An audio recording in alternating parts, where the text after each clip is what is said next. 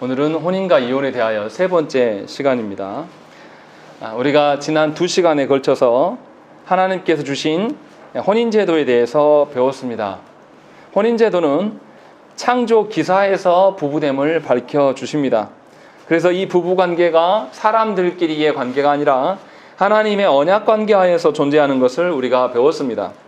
그래서 부부는 삼위 하나님께서 존재하시는 방식을 따라서 존재해야 돼요. 삼위 하나님께서 어떻게 존재하십니까?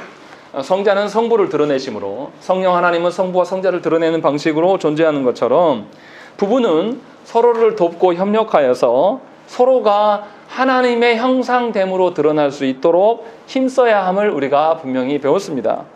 그래서 모든 부부와 가정은 전부 다 그리스도 안에서 발견되어야 됩니다.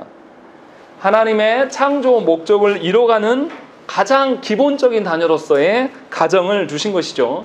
그러니까 그리스도인들이 공동체를 배워가는 첫 걸음이 뭐냐면 가정이에요. 이 가정 안에서 공동체를 세워가는 것이 사람의 손에 있지 않고 하나님께 있음을 확인할 수 있는 장이 바로 가정이 되어야 한다는 것이죠. 그래서 모든 가정은 하나님의 창조하심과 하나님의 구원하심의 그 목적이 드러나게 하는 그런 일들이 가정 안에 있어야 되는 것이에요. 그러니까 누구보다도 그리스도인들이 먼저 기억해야 될 것은 우리 안에 하나님의 질서가, 우리 가정 안에 하나님의 법도가 세워지는 것이 1순위여야 돼요. 자기 가정 안에서 하나님의 어떠함을 드러내지 아니하면서 남들 이야기하는 것 자체가 이상한 거죠. 그래서 분명하게 모든 가정은 그리스도 안에서 발견돼야 된다라는 것이고, 또 그래서 부부관계에서 드러나야 될 것은 그리스도께서 교회를 사랑함처럼 그 관계가 드러나야 되는 것입니다. 그래서 그리스도로 말미암아서 모든 생명이 잉태되는 것처럼 두 부부 간에서 합법적인 출산을 통해서 그리스도인들이 생육하고 번성할 수 있어야 된다는 것입니다. 그래서 이 가정 안에 거룩한 자녀됨, 이런 것들이 계속 드러나야 되는 것이죠. 이게 창조 원리대로 세워지는 것이고 구속의 관점으로 세워지는 것이죠. 이렇게 가정이 거룩하게 될 때 교회 역시도 그 가정을 토대로 말미암아서 거룩한 교회로 지속해 갈 수가 있는 것입니다. 교회만 거룩하고 가정은 별개일 수가 없는 거예요. 내가 속한 가정이 거룩해야지 교회 역시도 거룩함의 연장선에 서 있는, 또 내가 속한 교회가 거룩할 때 가정도 거룩할 수 있는 이 상관관계를 분명히 기억하셔야 되는 것이고, 이렇게 행하는 것이 서로의 부부를 욕망에 눈멀지 않도록 지켜주는 것이에요. 그래서 신자 각자가 가정 안에서의 거룩함으로 유지되어서 부정이 예방되는 측면이 이 가정 안에서 시행되어야 되는 것이죠. 그러니까 배우자끼리 서로의 상태를 그 서로가 욕망에 빠져들지 않도록 점검해주고 나를 내어주는 것들이 가정 안에 분명히 있어야 되는, 이것이 가정의 기능이다, 부부의 기능이다 라고 말씀을 드렸습니다. 그래서 신자가 결혼하는 것은 그냥 두 사람이 만나서 두 사람이 행복하려고 하는 게 아니에요. 하나님이 주신 창조와 구속의 목적을 드러내기 위하여서 결혼하는 것이죠. 그래서 결혼은 필수적이고 합법적인 공동체입니다. 그런데 우리 시대는 어떻습니까? 가정이 없어도 무방한 것처럼 말합니다. 또 가정제도를 하나님 앞에서 가정의 어떠함을 발견하는 것이 아니라 자기 경험에 근거해서 부부관계를 말하는 이들이 교회 안에도 참 많아요. 그것이 더 나가면 어떻습니까? 가정의 어떠함은, 부부의 어떠함은 양부 당사자가 결정하는 것처럼 생각합니다. 그래서 어떻게 또 이제 혼인하냐면 동성끼리 사랑할 수 있다. 왜냐하면 자신의 주권을 갖고 있다고 생각하기 때문에. 제가 지금 오늘 말씀드리고 하는 것은 동성애만 나쁘다고 말하는 게 아니에요. 가정의 주인이 나라고 생각하는 것, 이것 또한 동성애와 같은 죄라는 것이죠. 분명히 그것을 기억하면서 봐야 된다는 거죠. 우리 시대가 분명히 하나님께서 타락하기 전부터 가정제도를 주셨음을 기억해야 돼요. 타락하기 전부터 모든 피조물이 존재하는 방식을 하나님께서 설정해 주셨고 그것 안에서 가정이 있었다는 것이죠. 그래서 분명하게 우리는 창조 목적이 가정 안에, 부부관계에서 분명히 드러나요. 생육하고 번성하게 하나님의 자녀다움이 그 안에 드러날 수 있는 것이 가정이 돼야 된다. 그런 장이 돼야 된다라는 것들을 이제 배웠다라는 것이죠. 그래서 모든 가정은 그리스도 안에서 발견돼야 돼요. 서로 부부관계도 그리스도의 사랑으로 서로를 사랑해야 한다는 것이죠. 한쪽만 이제 이렇게 물어볼 수 있어요. 하나님의 언약 관계를 시행해 나갈 때 양쪽 부부가 다 함께 하나님이 지키시는 가정이 될 수 있도록 우리가 힘써야 되는 것입니다. 그런데 여기서 우리가 오해하지 말아야 될 것은 두 사람이 언약 관계로 실현해 가는 것은 두 사람의 주권과 두 사람의 능력에 의해서 되는 것은 아니에요. 그리스도 안에서 발견돼야 한다는 것은 결국 그리스도께서 삼위 하나님께서 그 부부로 말미암아서 하나님의 거룩한 가정으로 세워가시는 것이 있어요. 그렇기 때문에 하나님의 주권이라는 거죠. 하나님의 주권인 점을 생각해보면 가정을 세워가는 것에 있어서 한쪽만 예수를 믿는 경우에도 그 가정이 하나님께서 다스리시는 가정이 될 수 있다는 거죠. 그렇다고 해서 한쪽만 믿어도 된다 이 뜻은 아니에요. 그래서 장로교회에서 어떻게 합니까? 유아 세례를 줄 때 한쪽 부모만 믿어도 그 가정의 영혼들을 다스리시는 분은 하나님이시기 때문에 유아 세례를 허용하는 것입니다. 그 의미를 우리가 잘 알아들어야 돼요. 그러니까 내가 가정의 주인이 아니에요. 우리는 우리 자녀를, 우리 배우자를 마치 내가 어떻게 할 수 있을 것처럼 생각합니다. 그래서 하나님께서 행하시는 것에 대한 신뢰함으로 기다리는 것에 굉장히 취약해요. 내가 기대하는 어느 시간이 있고 어느 때가 되었으면 빨리 이루어졌으면 좋겠다라는 것이 있는데 이것은 하나님의 주권에 대한 순종이 아닌 것이죠. 그래서 하나님께서는 우리에게 이 가정의 합법성을 위해서 신자는 배우자를 선택할 때 매우 신중해야 되는 것입니다. 그래서 세 가지 것을 최소한 세 가지는 봐라 라고 했을 때 신앙 고백과 성찬과 그 다음에 배우자의 사명을 봐야 한다고 이야기를 했습니다. 신앙 고백이라는 것은 뭡니까? 그가 무엇을 믿는가? 어떻게 합당하게 성경을 바라보는가? 이런 교회에서 잘 양육되어져 있었는가를 잘 살펴야 되는 거예요. 그가 속한 교회만 봐서도 안 되고 그가 속한 교회의 성향을 봐야 되고 그 교회 안에서 목양이 어떻게 이루어졌으며 그가 또 어떻게 그 목양을 받아들이고 순종했는가? 이걸 첫 번째로 점검하는 것이고 두 번째는 성찬을 성경적인 입장으로 잘 시행했고 그 성찬을 근거로 말미암아서 연합되고 공동체를 확인해 가는가? 성찬이 무엇입니까? 우리가 그리스도의 몸으로 되는 것을 확인받는 거예요. 그래서 연합됨의 근거가 예수 그리스도여야 되는 것이에요. 어떤 분들은 공동체의 연합을 사람들의 모임으로 생각하는 경우가 있어요. 그래서 사람들끼리 친하는 것이 주의 사랑으로 사랑하는 것이다라고 생각하는 그런 많은 교회들이 있습니다. 그래서 하나님이 없어도 사람들끼리 친하면 된다는 식의 교회됨을 말하는 분들이 있습니다. 그러나 우리는 성찬으로 한몸된 자들이에요. 그리스도의 몸으로 한몸 되었기 때문에 반드시 그리스도 없이는 우리가 거룩할 수도 없고 연합할 수도 없다라는 그런 의식이 배우자에게 있는지라는 것을 살펴야 되는 것이고 무엇보다도 가장 중요한 것, 혼인의 목적을 무엇으로 보고 있냐라는 것입니다. 결혼의 목적을 두 사람이 만나서 행복한 것이 결혼의 목적이 아니에요. 늘 말씀드리지만 두 사람이 만나서 행복한 것을 목적으로 두고 살아가는 사람들은 금세 후회합니다. 왜냐하면 어떤 인간도 믿을 수 없어요. 내 배우자라고 해서 나를 압니까? 모르는 거예요. 내 옆에 있는데 훨씬 더 고독할 수 있습니다. 무슨 말이냐면 결혼의 목적은 거기 있는 게 아니에요. 분명히 두 사람이 하나님 앞에서 동일한 사명을 꿈꾸면서 걸어갈 때에 하나님께서 두 사람의 관계를 지속하시고 하나님의 어떠함을 발견할 수가 있는 거죠. 그러니까 혼인관계에서 혼인의 목적은 하나님의 사명을 이루어가는 것이 목적이 되어야 되는 것입니다. 그래서 이 배우자가 나와 동일한 사명으로 걸어갈 수 있는 자를 점검할 수 있어야 되는 것이죠. 그랬을 때에 하나님의 요구하시는 하나님께서 가정을 통해서 이루어지는 창조와 구속의 목적을 두 부부가 함께 소망하면서 꿈꾸며 살아갈 수가 있는 것이고 두 부부가 영원한 하나님 나라의 창조와 구속의 목적을 이루어가기 때문에 그 부부관계의 그 확실성과 그 부부관계의 연합은 하나님으로부터 보장받을 수밖에 없는 것입니다. 그래서 두 사람이 서로가 미워져도 누구 앞에 설 수밖에 없는 것이죠. 하나님 안에서 행동할 수밖에 없는 구조가 되어지는 것이죠. 이것을 결혼하지 않은 우리 자녀들에게 일찍부터 가르쳤어야 돼요. 그래야지 우리 자녀들이 배우자를 바라볼 때에 그러한 시각으로 신앙 고백과 올바른 성찬과 또 하나님 앞에서의 사명을 발견해가면서 배우자를 고를 수가 있는 것입니다.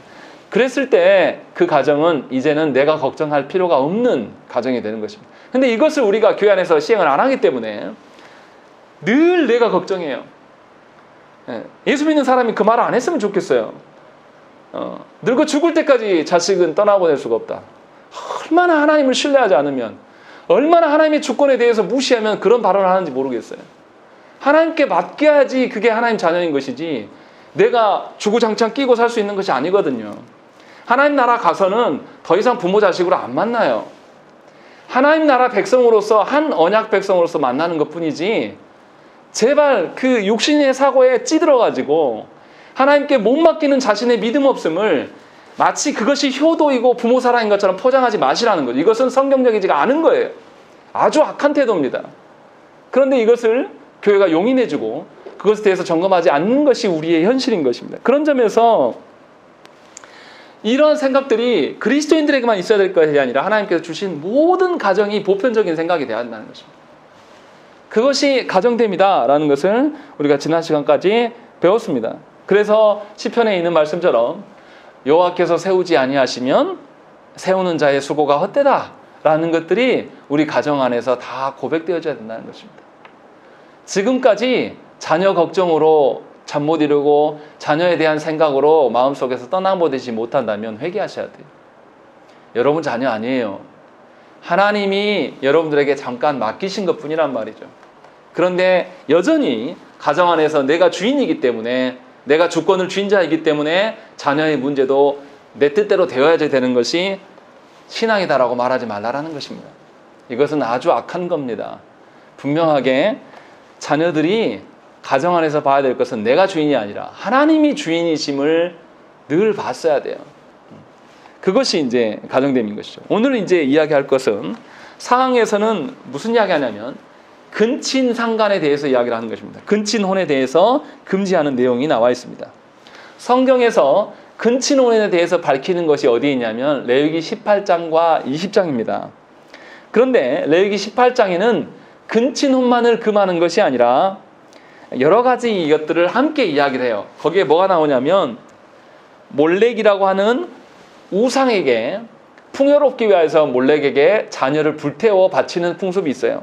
이스라엘도 이 일을 했습니다. 그래서 하나님의 진노를 산 거죠. 그래서 몰렉에게 자녀를 주어 불을 통과하게 하는 것, 이것을 금합니다. 또 한 가지 뭐가 나오냐면 짐승과 성행위 하는 이 악행을 금합니다. 돌로 쳐 죽이라고. 수관하는 것을 금지시키는 것이죠. 다시 말하면 근친혼이나 짐승과 교합하는 것, 그다음에 자녀를 우상에게 바치는 것, 이 모든 것은 하나님 앞에서 악한 거예요. 근데 이것은 하나님의 법 말고도 세상의 법에서도 통용되지 않는 겁니다. 이것은 하나님께서 지키고자 하는 사회 질서의 통념상에도 맞지 않는 것이죠.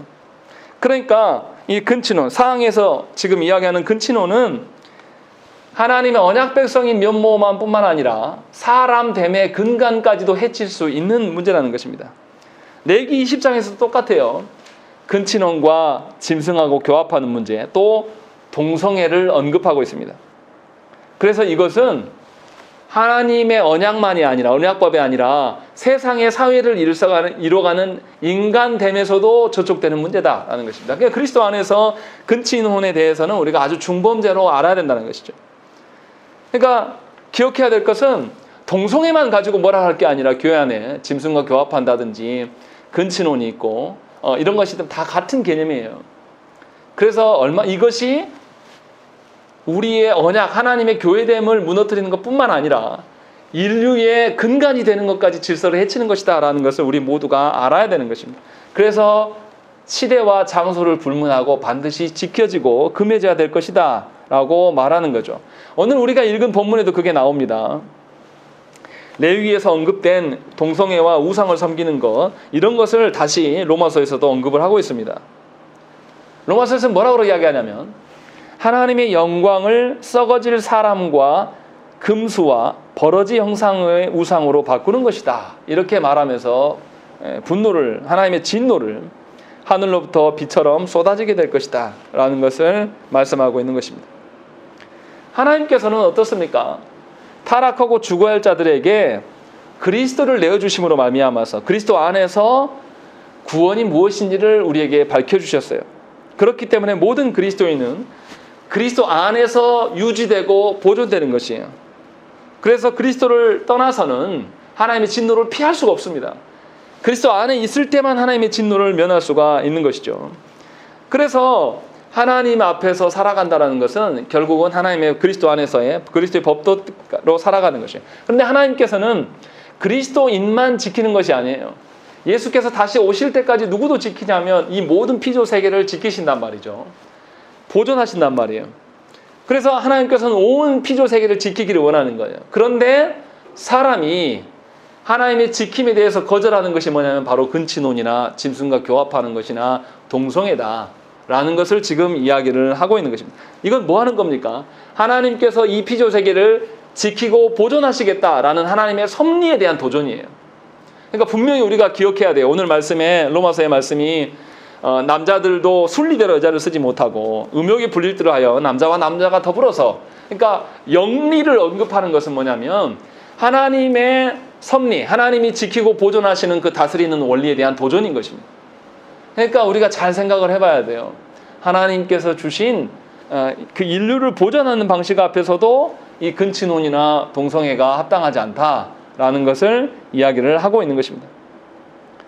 이것을 하나님 앞에 서서 내가 몰라서 이 범죄 지었습니다 이렇게 말할 수 없습니다. 이거는 하나님을 떠나서 그냥 사람됨이라면 근간이 되는 이야기예요. 그렇지 않겠습니까? 세상의 도덕법으로 어떻게 짐승과 성행위를 합니까? 또 동성애 하는 것도 마찬가지, 그 개념이에요. 그리고 또 근친혼도 마찬가지고 우상하게 자기 자녀를 불태워 내버리는 것, 이것도 사실은 말도 안 되는 짓거리인 거죠. 근데 그런 일들을 대해서 몰라서 그랬습니다 라고 웃고 넘어갈 일이 분명히 아니다 라는 것을 이야기를 하고 있는 것입니다. 그래서 32절에 뭐라고 되어 있습니까? 그들이 이 같은 일을 행하는 자는 사형에 해당한다고 하나님께서 정죄하심을 알고도 자기들만 행할 뿐 아니라 또한 그런 일을 행하는 자들을 옳다 하느니라 라는 것이죠. 우리 시대가 그렇지 않습니까? 사회의 근간을 뿌리채 흔들리게 하는 동성애에 대해서도 우리 시대가 옳다 이야기하는 거예요. 소수의 인권을 보호해라 라고 이야기하면서 그것을 무시하는 것이 우리 시대의 모습인데, 분명히 사항에서는 가정됨이 무엇이냐라는 걸 했을 때 금해야 될 것들 중에 하나로 근친혼을 이야기하는 것이고, 근친혼만이 아니라 동성애도 있을 수 없는 것이다 라고 말하고 있는 것입니다. 그래서 하나님의 의중을 살펴야 돼. 하나님이 창조하시고 창조하신 이유로 모든 피조세계를 하나님 지키고 보존하시기를 원하십니다. 또 하나님이 구속하심으로 인류를 죄로부터 건지시고 보호하기를 기뻐하신다는 거죠. 그러니까 가정 안에서는 하나님의 보존하심과 하나님의 죄로부터 보존하심, 이 두 가지가 다 드러나야 된다는 것입니다. 이것을 용인해 주시면서 괜찮다라고 말하는 것은 하나님의 진노를 벗어날 수 없는 일이다라는 것을 우리에게 이야기하고 있는 겁니다. 죄는 사람을 어떻게 몰아갑니까? 사형의 자리로, 죽음의 자리로 우리를 몰아가요.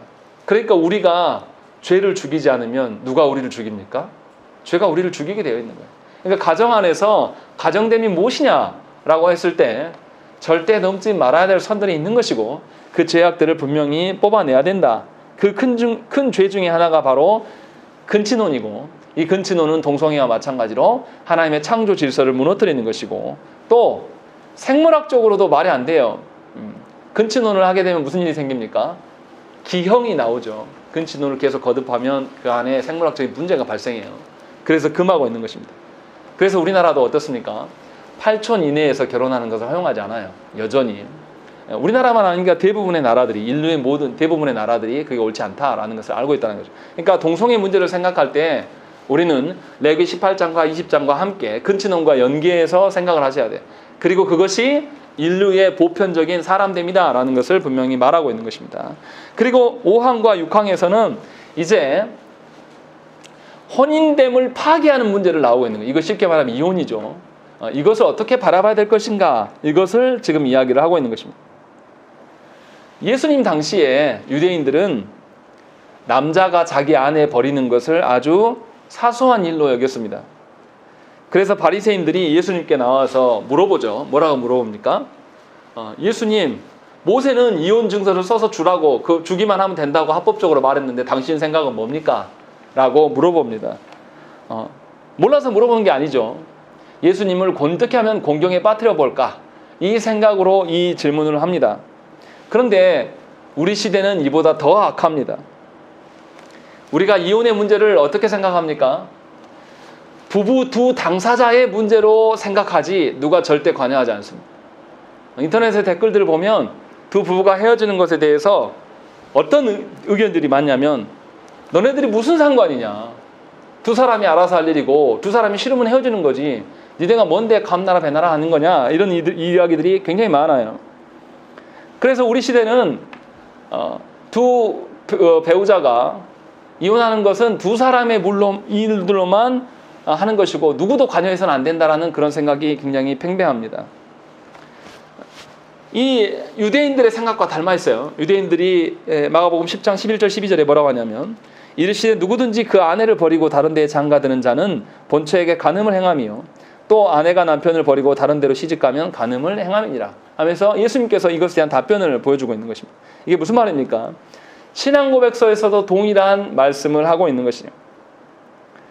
딱 이혼을 허락하는 경우가 어떤 거냐면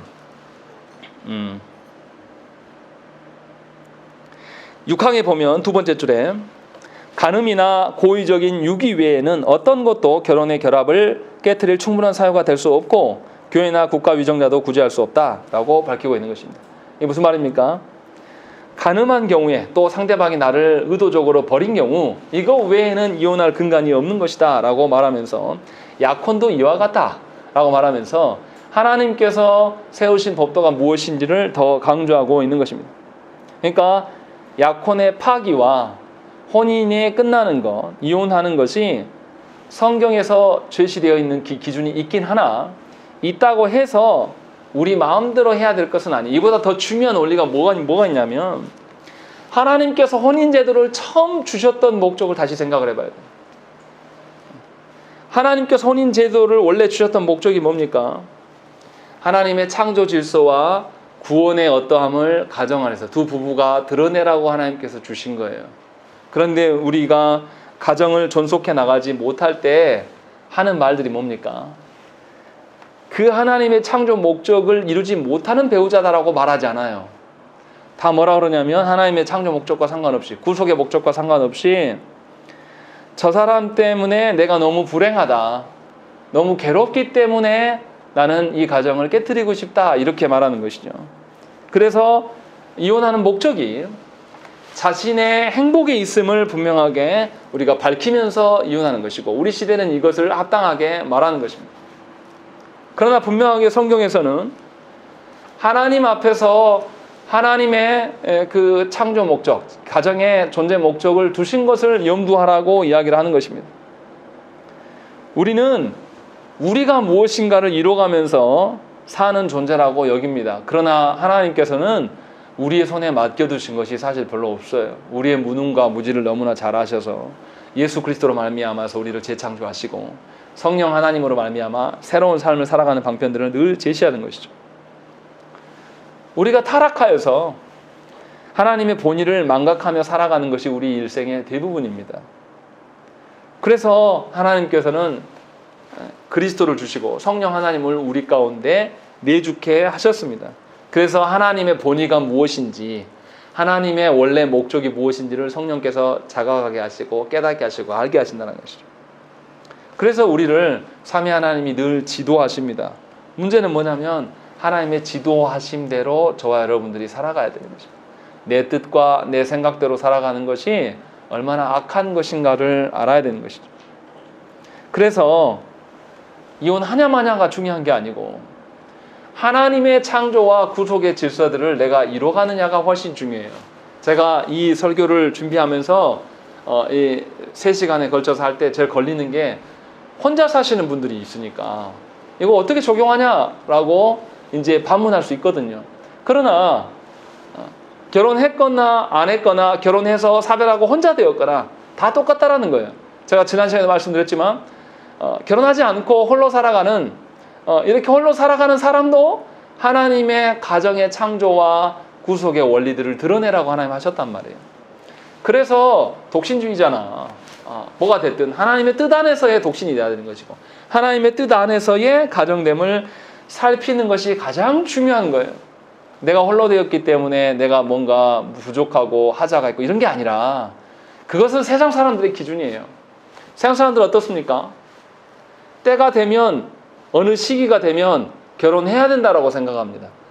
우리 엄마들이 젊은 엄마들이 자녀들 바라보면서 뭘 걱정합니까? 평균을 이야기해요. 우리 시대의 그 미련함이죠.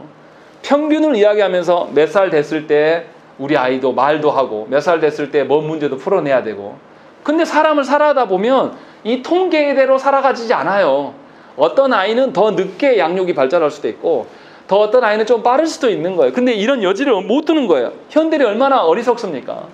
그래서 결혼하는 결혼하는 그 역사를 살펴보면 결혼하는 풍습이 10대 11살, 12살 초경이 시작하면 바로 결혼시키는 그런 문화도 있었습니다. 그리고 우리 시대는 또 그렇지 않습니까? 우리 윗세대 어른들은 20대 초반에 결혼하는 문화였고. 근데 문화에 따라서 달라질 수 있는 것이 분명히 있는데 우리는 어떻습니까? 우리가 해왔던 방식에 젖어 있어가지고 그때가 되지 못하면 뭔가 하자가 있는 것처럼 바라고, 이것이 세상의 논리예요. 그런데 하나님은 그 논리를 말씀하시지 않아요. 하나님은 그 논리를 말씀하시지 않고 하나님의 어떠함을 말하면서 하나님의 창조 목적과 구속에 합당한 결혼만을 말하는 거예요. 나이에 몇 살 때 해라 뭐 이런 말이 없어요. 성경에서 이삭도 늦게 결혼하죠. 그런 거를 생각을 해봐야 돼요. 그래서 분명하게 혼인의 어떠함이나 독신으로 살아가나 사별하였거나 또 혹시나 이혼하고 재혼의 문제까지라도 다 어떻게 생각해야 되냐면 하나님이 주시는 창조의 본래의 목적과 하나님의 구속의 어떠함을 바르게 세워가기 위해서 우리가 행하는 것인지 늘 물어야 돼요. 결혼을 해가지고 자녀를 낳았기 때문에 새끼들 때문에 할 수 없이 산다? 그거 아주 악한 겁니다. 그 부모가 뭘 드러내겠습니까? 결혼의 거룩과 하나님의 창조의 목적을 그 자녀에게 가르치겠습니까? 지긋지긋한 거죠, 그냥. 남편은 이미, 아내는 이미 싫고 자녀들만 바라보면 이게 가정입니까? 엄청 기형적인 거예요.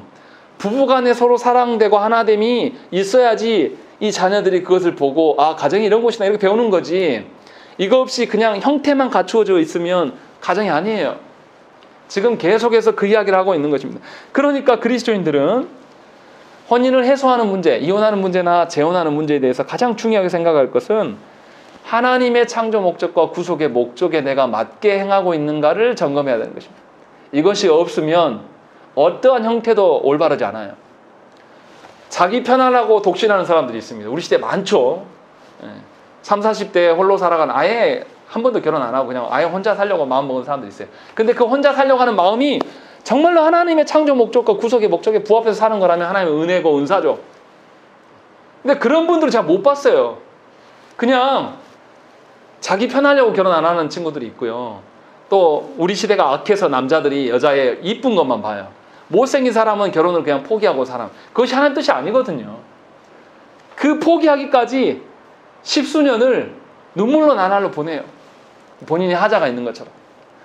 그렇게 살기 때문에 하나님이 주시는 그 가정의 거룩함과 아름다움을 발견할 수가 없게 되는 것입니다.